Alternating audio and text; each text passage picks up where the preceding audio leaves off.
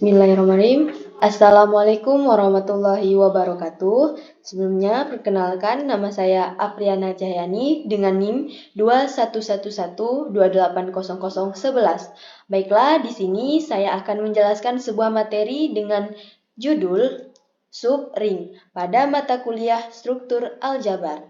Lanjutan.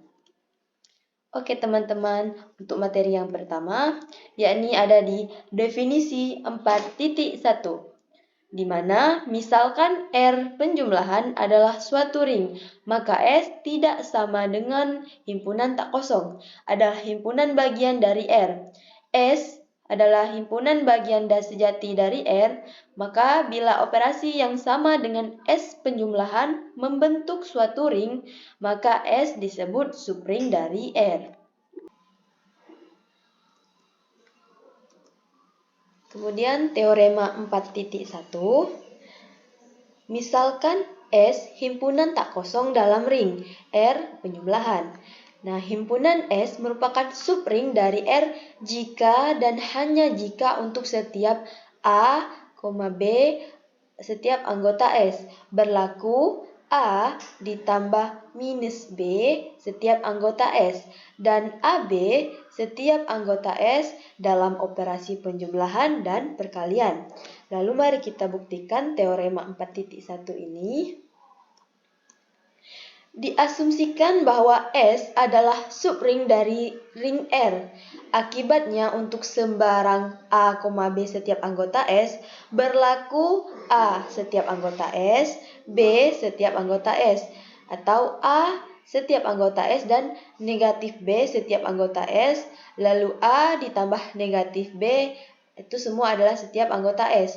Dan A setiap anggota S, B setiap anggota S itu sama dengan AB setiap anggota S. Lalu diasumsikan bahwa untuk setiap A, B setiap anggota S berlaku A negatif B setiap anggota S dan AB setiap anggota S. Dengan menggunakan sifat-sifat ini, maka dapat kita peroleh sebagai berikut, yakni A setiap anggota S, A setiap anggota S itu sama dengan 0 sama dengan A negatif A setiap anggota S. Dan 0 setiap anggota S, A setiap anggota S itu negatif A sama dengan 0 negatif A setiap anggota S. Lalu akibatnya A setiap anggota S, B setiap anggota S itu sama dengan A ditambah B setiap anggota S. A ditambah negatif B itu tetap sama di anggota S. Lalu A negatif B setiap anggota S. Dan dari asumsi A di setiap anggota S, maka B juga di setiap anggota S. Lalu AB adalah setiap anggota S.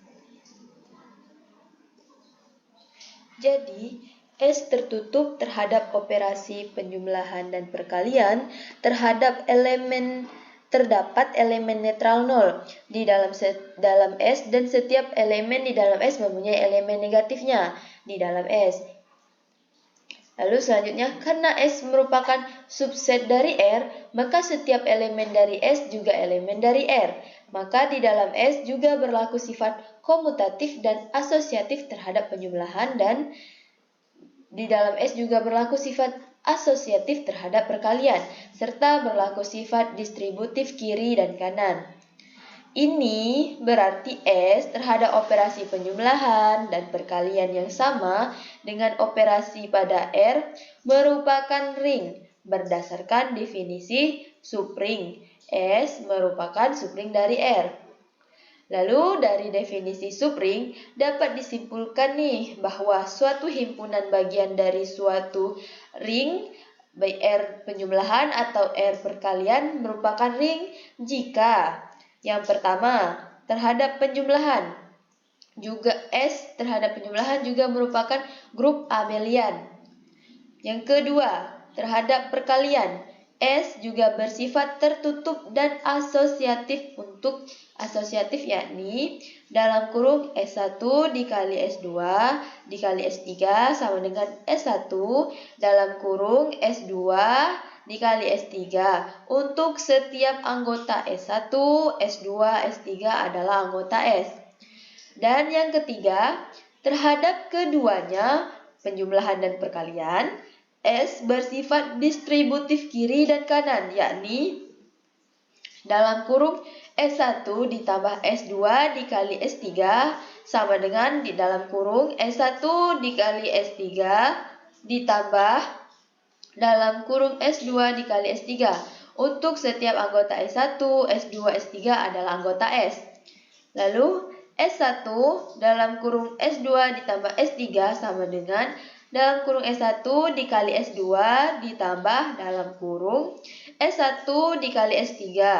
Untuk setiap anggota S1, S2, S3 adalah bagian dari anggota S.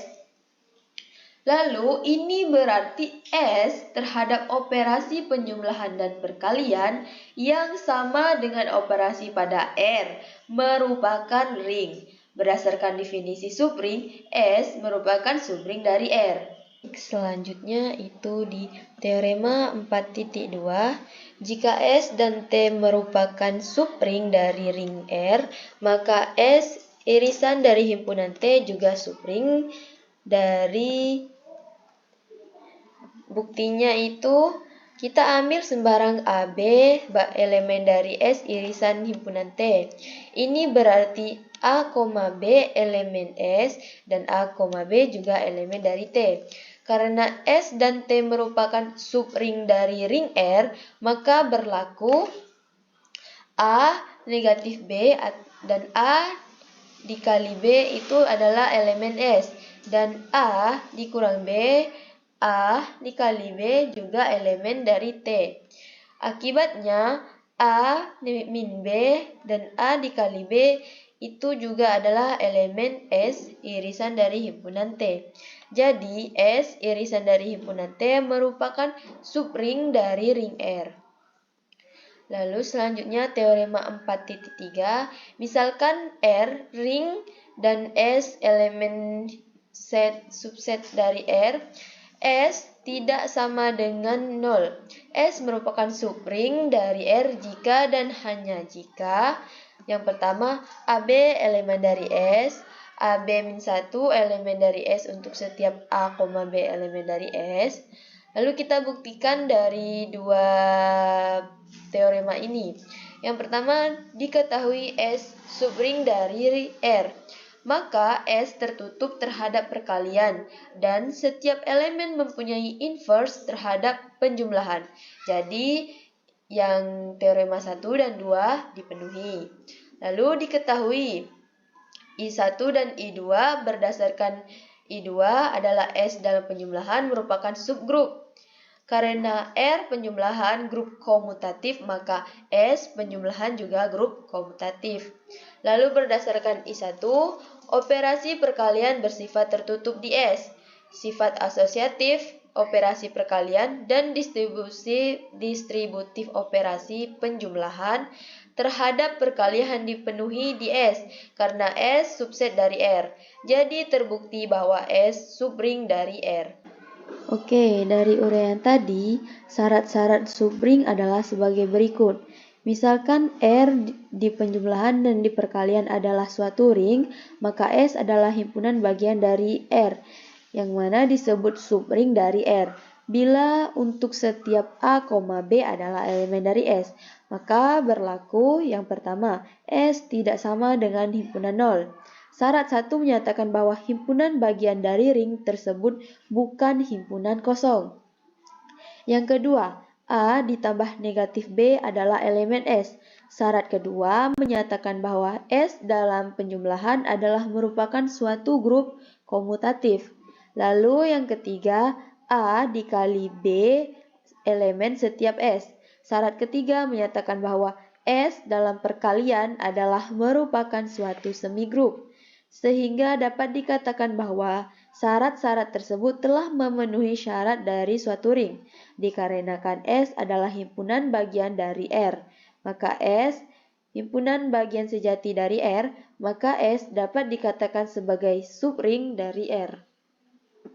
Baik, selanjutnya di contoh, kita misalkan setiap anggota Z4 itu ada 0, 1, 2, dan 3, merupakan suatu ring. Tunjukkan bahwa S 0,2 adalah subring dari Z4. Maka penyelesaiannya akan ditunjukkan bahwa S adalah anggota 0 dan 2 memenuhi syarat-syarat dari suatu ring. Yang pertama, S merupakan himpunan tak kosong. Syarat terpenuhi karena S itu anggotanya 0 dan 2. Lalu yang kedua, A ditambah negatif B itu adalah elemen dari S. Kita misalkan 0,2 adalah AB-nya elemen dari S. Jadi 2 dikurang 0 sama dengan 2, 2 dikurang 2 sama dengan 0, 0 dikurang 2 sama dengan 2. Sehingga 0 dan 2 adalah elemen dari S. Dan ketiga, A dikali B adalah elemen dari S. Kita misalkan 0 dikali 2 elemen dari S. 2 dikali 0 sama dengan 0, 2 dikali 2 sama dengan 0, 0 dikali 2 sama dengan 0. Sehingga 0 juga adalah elemen dari S. Maka syarat 1, 2, dan 3 terpenuhi. Maka S adalah subring dari Z4. Baik, itulah tadi penjelasan materi tentang subring. Semoga dapat dimengerti. Audio Jungle.